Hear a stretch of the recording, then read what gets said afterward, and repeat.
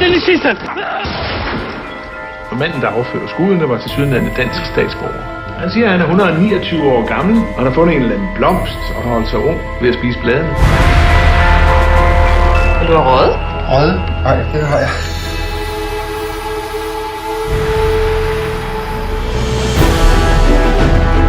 Hvem er du så selv nu med forbi?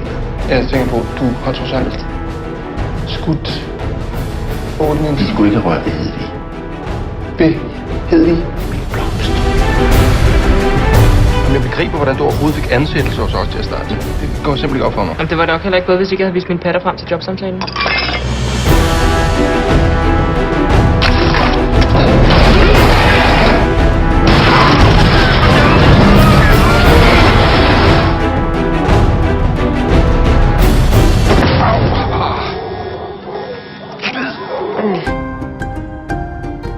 De tror, blomsten findes.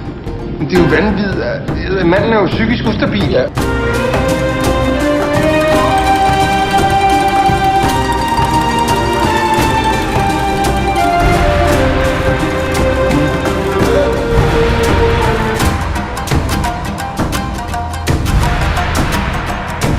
Hvad laver du? Hvor skyder du hen?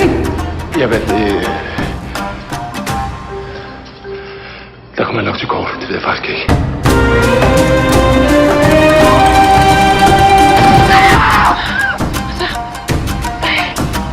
Jeg kigger på det. Det kan godt være, det kommer til at gøre lidt ondt.